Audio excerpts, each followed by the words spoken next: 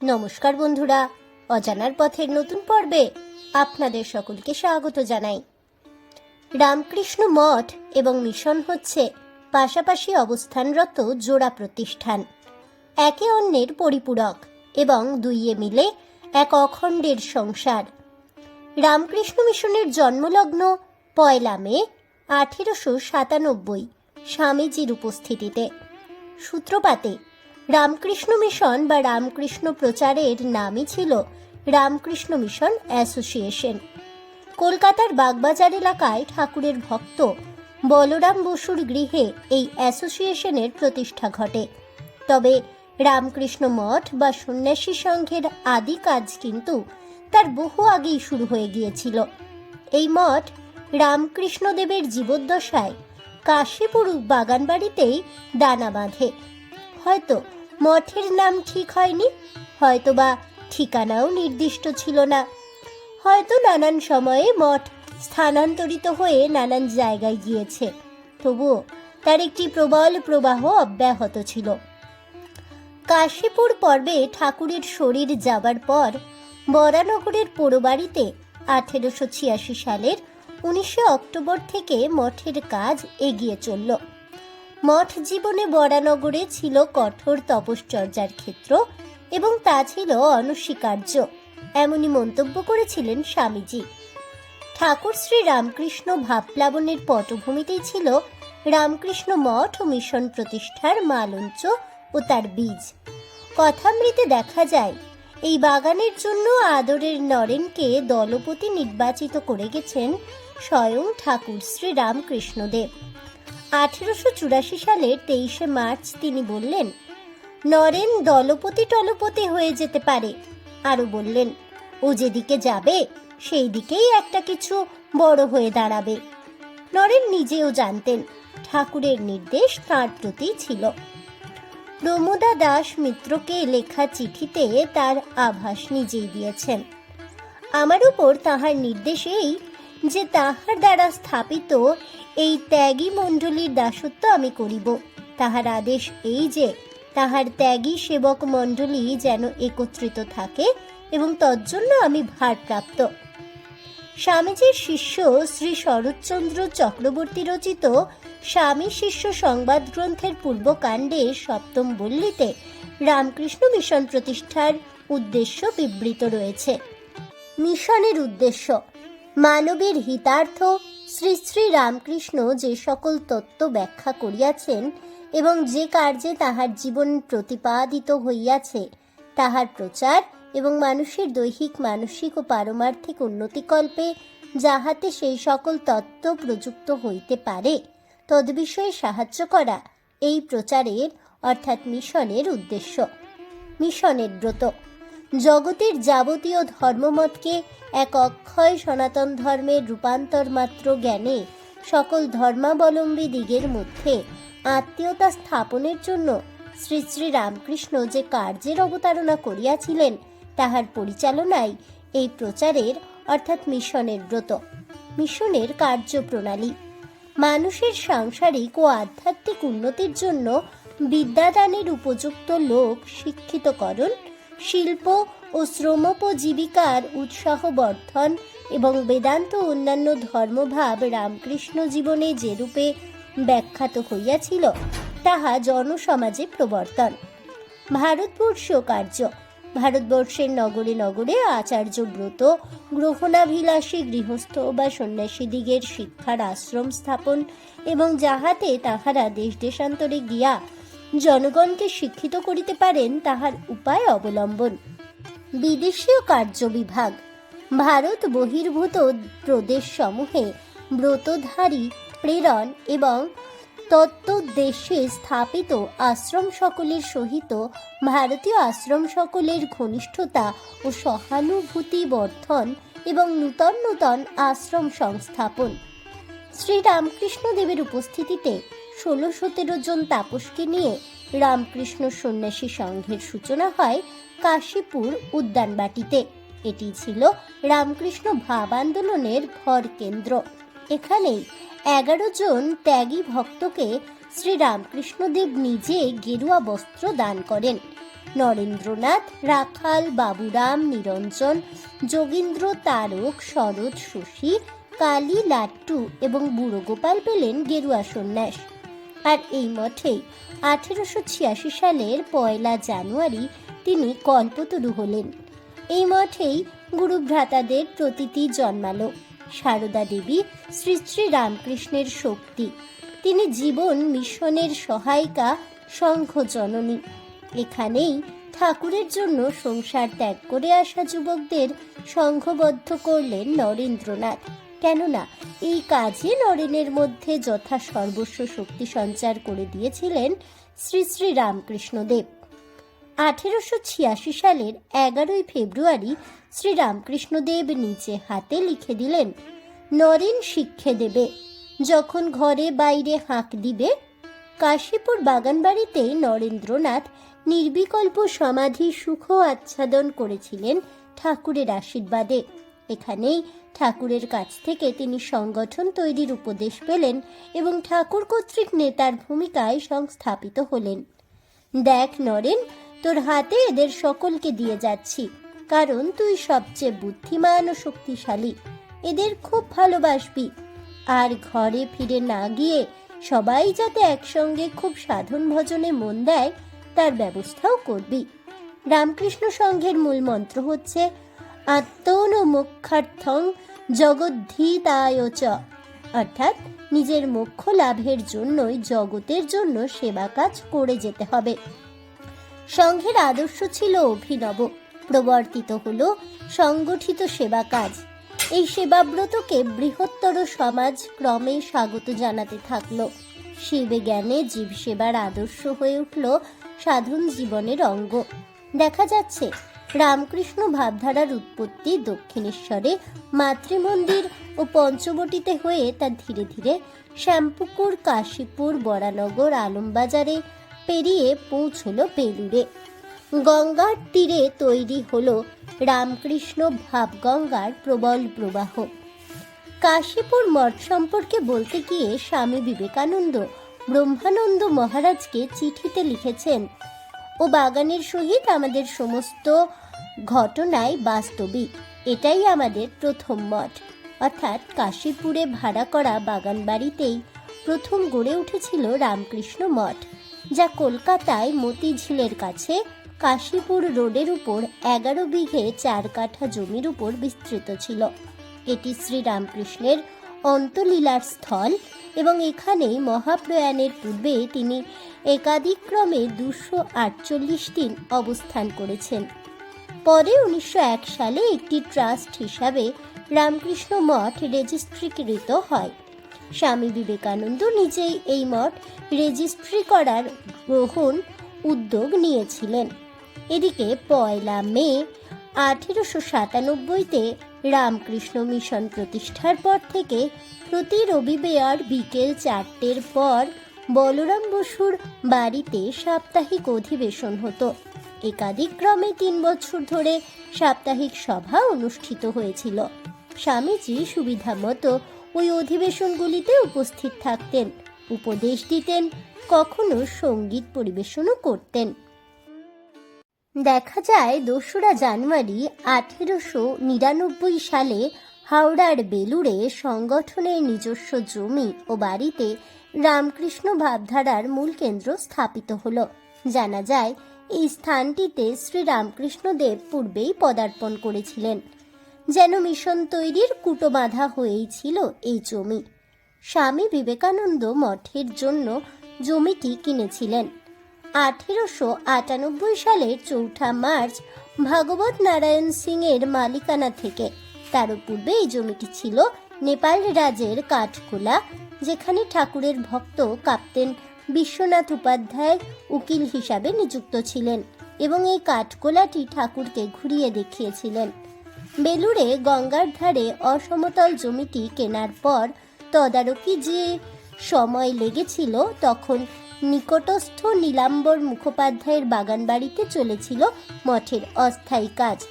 অবশেষে 1898 সালের 9 ডিসেম্বর মঠের নিজস্ব জমিতে ঠাকুরকে পুজো করে পরমান্ন নিবেদন করেছিলেন। স্বামীজির প্রয়াণের বহু পরে 4 মে 1909 সালে the registration of societies act of 1860 অনুযায়ী রামকৃষ্ণ মিশনের রেজিস্ট্রেশন হয়।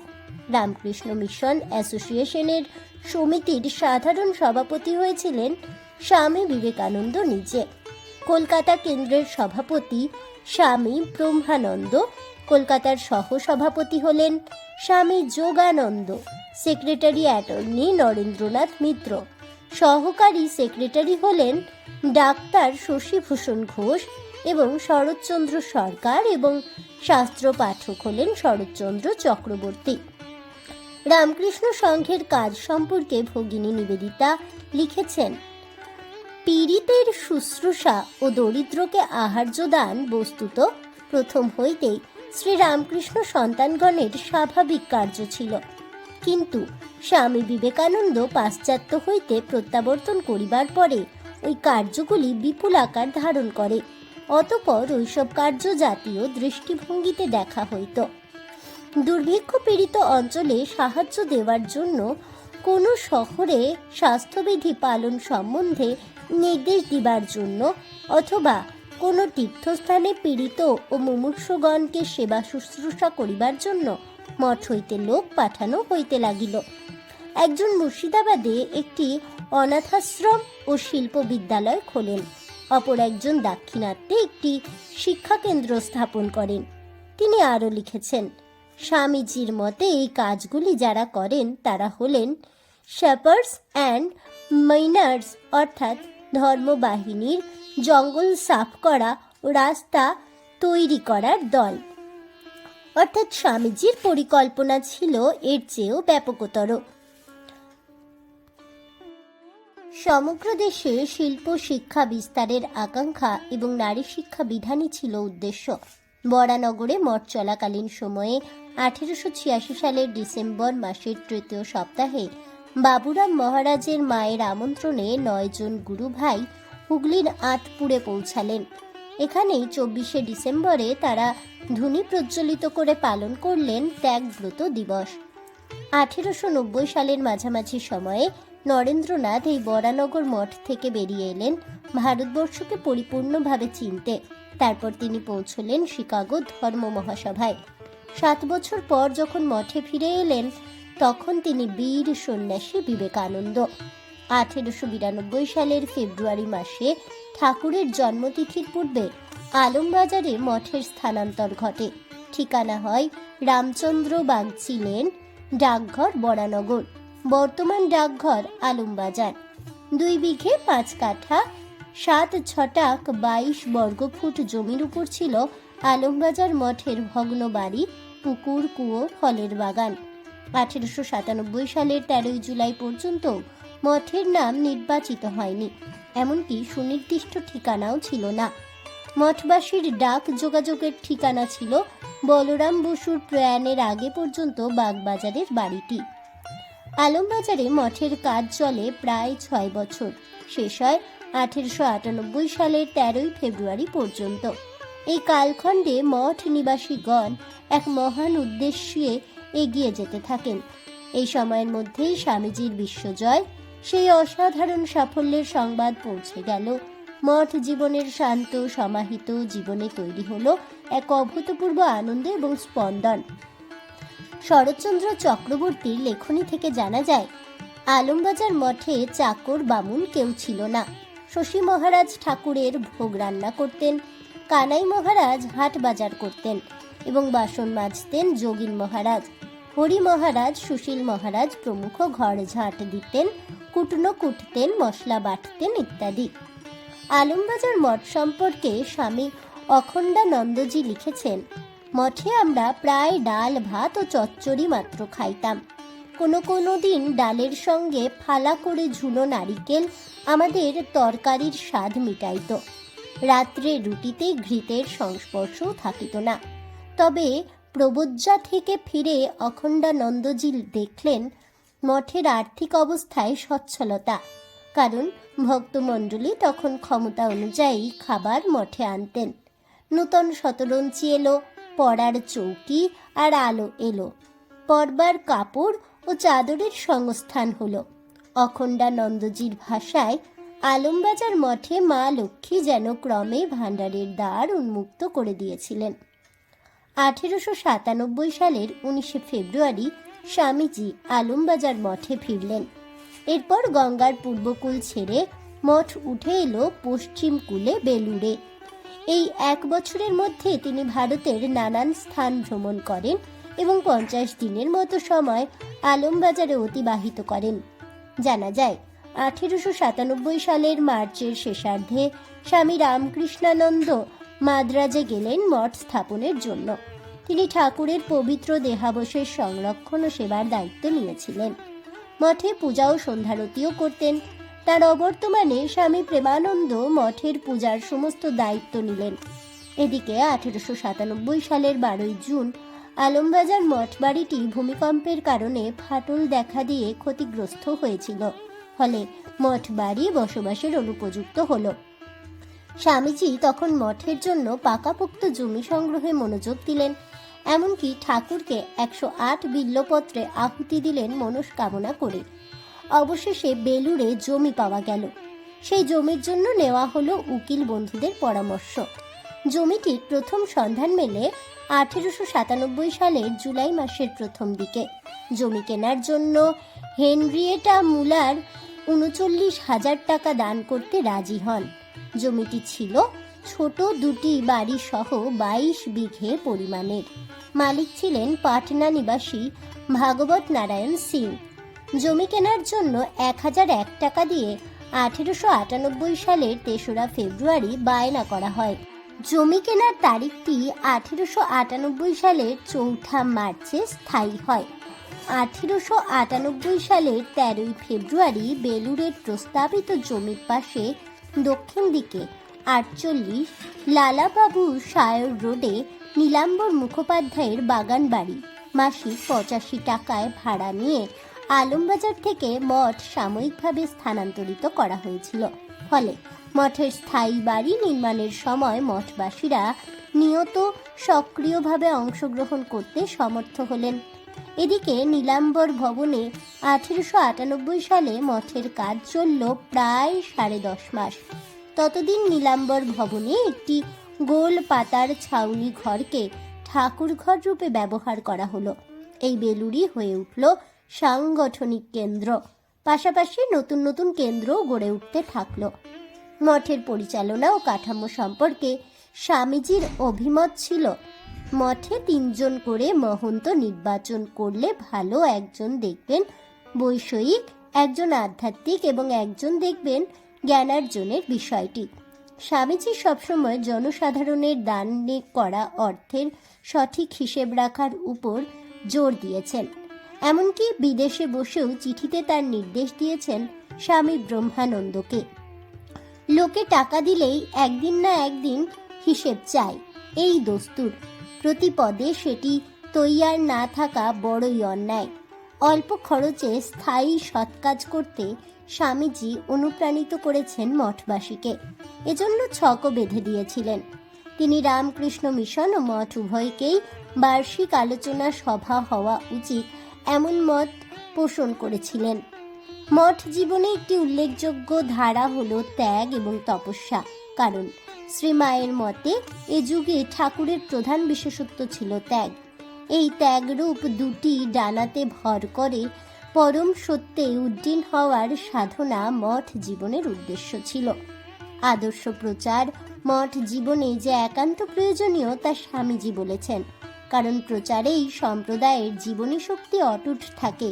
প্রচার কাজ তাই বন্ধ না করে চালিয়ে যেতেই হবে। রামকৃষ্ণ মঠ মিশনের প্রচারের অন্যতম উপায় ছিল পত্রপত্রিকা। এইভাবে প্রকাশিত হতে লাগলো ইংরেজি পাক্ষিক ব্রহ্মবাদিন 1895 সালের 14 সেপ্টেম্বর মাদ্রাজ থেকে, ইংরেজি মাসিক প্রবুদ্ধ ভারত 1896 সালের জুলাইয়ে মাদ্রাজ থেকে এবং বাংলা উদ্বোধন 1899 সালের 14 জানুয়ারি কলকাতা থেকে। রামকৃষ্ণ মিশন অ্যাসোসিয়েশন প্রতিষ্ঠার পর প্রতি রবিবার শাস্ত্র পাঠ ও ভাষণের আয়োজন করা হয়। পরে বড় বড় হলে এবং জনসভার আয়োজন করে বক্তব্য পরিবেশনেরও ব্যবস্থা করা হয়। মাঘী পূর্ণিমায় আমিষ আহার গ্রহণ করা তাই নিষিদ্ধ। এই দিনে মাছ, মাংস, ডিম, পেঁয়াজ, রসুন বা মুসুর ডালের মতো খাবার খাওয়া উচিত নয়। মাঘ মাসে মূলো খাওয়া নিষিদ্ধ। মনে করা হয় এই মাসে মূলো খেলে বাড়ে অসুস্থতা। সেই রীতিতে মাঘী পূর্ণিমাতেও মূলোর মতো সবজিকে এড়িয়ে চলতে হবে। কুমড়ো, চাল কুমড়োর মতো সবজিও এদিন পাতে তুলতে নেই। এই তিথিতে মনে করা হয় এই দুই সবজি গ্রহণ করলে বাড়ে চরম অসুস্থতা। বিউলির ডাল, মাসকলাইয়ের মতো ডালও খাবেন না। মাঘী পূর্ণিমার পবিত্র তিথিতে মনে করা হয় এই দুটো ডাল এই মৌসুমে খেলে অসুস্থতা বাড়ে। আজ এ পর্যন্তই।